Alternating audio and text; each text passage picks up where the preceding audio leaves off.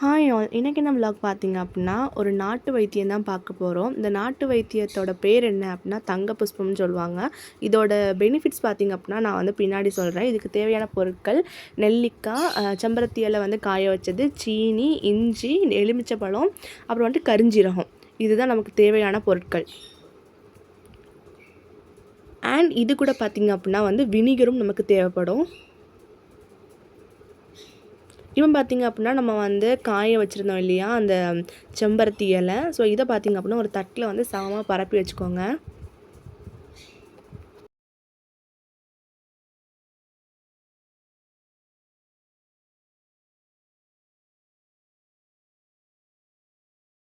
இப்போ பார்த்திங்க அப்படின்னா ஒரு பாத்திரத்தில் வந்து ஒரு அரை செம்பு அளவுக்கு தண்ணி எடுத்துக்கணும்.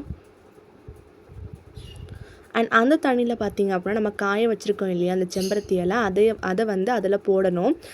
அந்த அடுப்பு பார்த்திங்க அப்படின்னா ஹை ஃப்ளேமில் வைக்கணும். அதாவது இந்த இலையோட எல்லா சாருமே அந்த தண்ணியில் இறங்குற அளவுக்கு அதை கொதிக்க விடணும். அதுதான் அதோட கன்சிஸ்டன்சி. இதுக்கு வந்து கொஞ்சம் டைம் எடுக்கும். அதாவது சாறு வந்து தண்ணியில் ஃபுல்லாக இறங்குறதுக்கு டைம் எடுக்கும். இன்னொரு பாத்திரத்தில் பார்த்திங்க அப்படின்னா வந்து ஒரு செம்பு அளவுக்கு நீங்கள் தண்ணி எடுத்துக்கலாம். ஸோ இதோட கன்சிஸ்டன்சி பார்த்திங்க அப்படின்னா அந்த ஒரு செம்பு அளவு தண்ணி போட்டிருக்கோம் இல்லையா, இது நல்லா கொதித்து அரை செம்பு அளவுக்கு தான் வரணும். இதுதான் இதோட கன்சிஸ்டன்சி. அதில் பார்த்திங்க அப்படின்னா நம்ம வந்து கரிஞ்சீரகம் ஆட் பண்ணியிருக்கோம். இது கூடயே பார்த்திங்க அப்படின்னா பட்டை, கிராம்பு, ஏலக்காவும் நீங்கள் ஆட் பண்ணி கொதிக்க வச்சுக்கலாம். பட் அதில் பார்த்திங்க அப்படின்னா என்னோடய மம்மி வந்து மறந்துட்டாங்க அதை சேர்க்குறதுக்கு. நீங்கள் அதை சேர்த்து வந்து பண்ணிக்கலாம். ஏன்னா அது வந்து ஈஸியாக இருக்கும். நம்ம தனித்தனியாக எடுக்கிறதுக்கு இது ஈஸியாகவே இருக்கும். இது கூடயே போட்டு நம்ம கொதிக்க வச்சுக்கலாம். அந்த சைடு பார்த்திங்க அப்படின்னா செம்பருத்தி இலையோட சாறு வந்து நல்லாவே வந்து தண்ணியில் வந்து இறங்கிட்டே இருக்குது. ஸோ இன்னொரு சைடில் பார்த்திங்க அப்படின்னா மிக்சியில் வந்து நெல்லிக்காய் இருக்கு இல்லையா, அதை நல்லா வந்து கட் பண்ணி அது கூட போட்டுடணும். அது கூட பார்த்திங்க அப்படின்னா இஞ்சியும் நல்லா துண்டு துண்டாக கட் பண்ணி அது கூட போட்டு பார்த்திங்க அப்படின்னா அரைச்சி எடுத்துக்கணும்.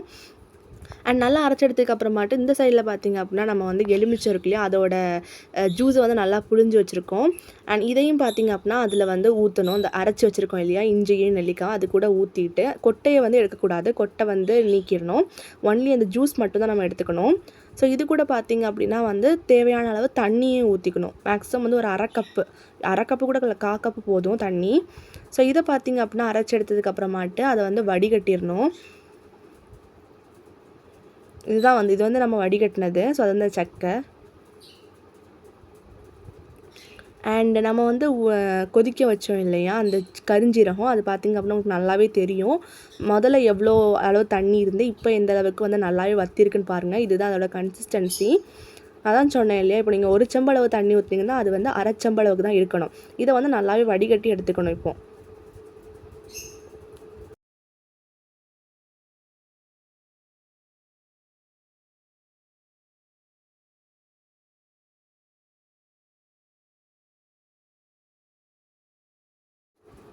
ஸோ இப்போ நல்லாவே பார்த்திங்க அப்படின்னா வடிகட்டியாச்சு. பார்த்தாலே உங்களுக்கு தெரியும்.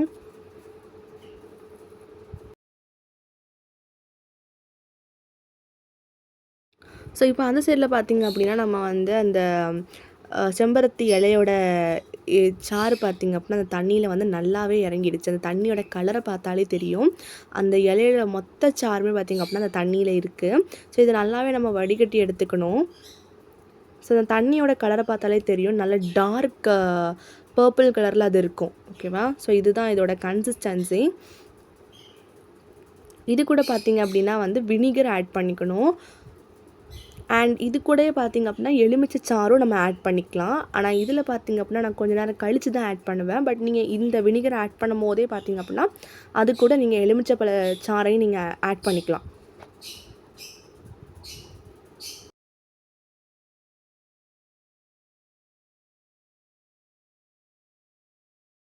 சரி பார்த்திங்க அப்படின்னா ரெண்டுத்தையுமே நல்லா மிக்ஸ் பண்ணி வச்சுக்கணும்.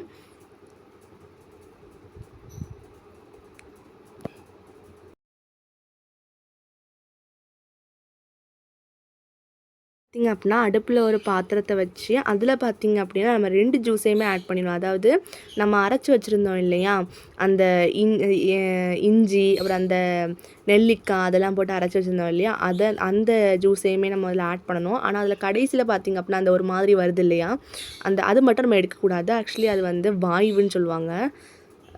வாயுவோ சம்திங் அது சொல்லுவாங்க. அதை மட்டும் நம்ம எடுக்கக்கூடாது. ஓகேவா?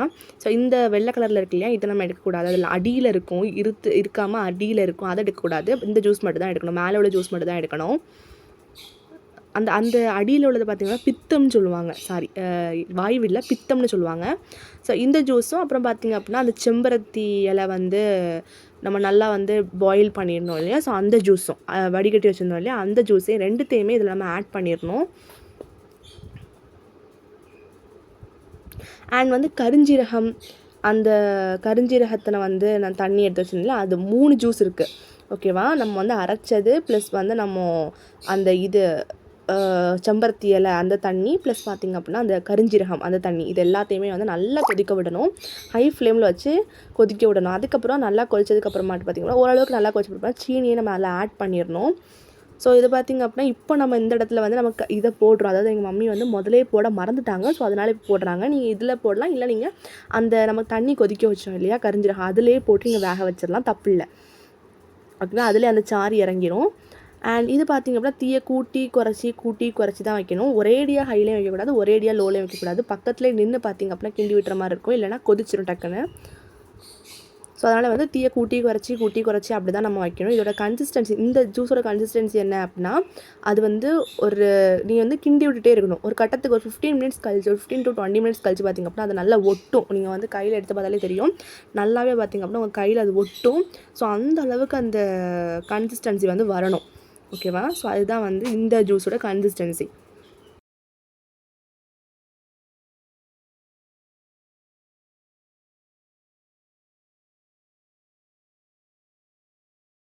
பார்த்தாலே தெரியும் அது எந்த அளவுக்கு ஒட்டுதுன்னு. ஸோ இதில் பெனிஃபிட் என்ன அப்படின்னா, முடி உதிர்தலை வந்து சரி செய்யும், எடையை குறைக்கும், பிபி குறைக்கும், சுகர் கண்ட்ரோல் பண்ணும், ஹார்ட் அட்டாக் தடுக்கும், ஹார்ட் பிளாக்கை தடுக்கும், பிசிஓடி அதாவது பெண்களுக்கு இருக்கக்கூடிய பிசிஓடியை தடுக்கும், அனீமியா ரத்த சோகை அதை சரி செய்யும், இம்யூனிட்டி அதிகரிக்கும், கேன்சரை வந்து குறைக்கும், மூட்டு வலி சரி செய்யும், சுவாச பிரச்சனையை சரி செய்யும், நெஞ்சு பாரமாக இருக்கிறது, அடைச்ச மாதிரி இருக்குது அதெல்லாம் சரி செய்யும், உடல் நல்ல வலிமை வந்து பெறும். இது எல்லாமே பார்த்திங்கன்னா நிறைய பெனிஃபிட் பார்த்திங்க அப்படின்னா இதில் இருக்குது.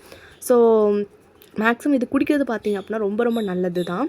நம்மளோட எல்லா பிரச்சனைக்குமே கேன்சர் வரைக்கும் கேன்சரே குறைக்கக்கூடிய ஒரு சூப்பர் மெடிசின் தான் இது. ஸோ இது பார்த்திங்க அப்படின்னா வந்து கலர் ஆட் பண்ணுறாங்க. எங்கள் மம்மி வந்து எக்ஸாம்பிளுக்காக கலர் ஆட் பண்ணாங்க. பட் அதை நான் ப்ரிஃபர் பண்ண மாட்டேன். கலர் ஆட் பண்ணாமல் நேச்சுரலாக குடிக்க பாருங்கள், அதுதான் நம்ம ஹெல்த்துக்கு வந்து ரொம்ப ரொம்ப நல்லது. ஒரு எக்ஸாம்பிளுக்காக தான் கலர் ஆட் பண்ணோம். இன்கேஸ் நம்ம வீட்டுக்கு யாராவது வராங்க, இல்லை நமக்கு கொஞ்சம் கலர்ஃபுல்லாக கொடுக்கணும் அப்படின்னா இதை நம்ம ஆட் பண்ணிக்கலாம். பிடிச்சிருந்தா லைக், ஷேர், சப்ஸ்கிரைப் பண்ணுங்கள். தேங்க்யூ.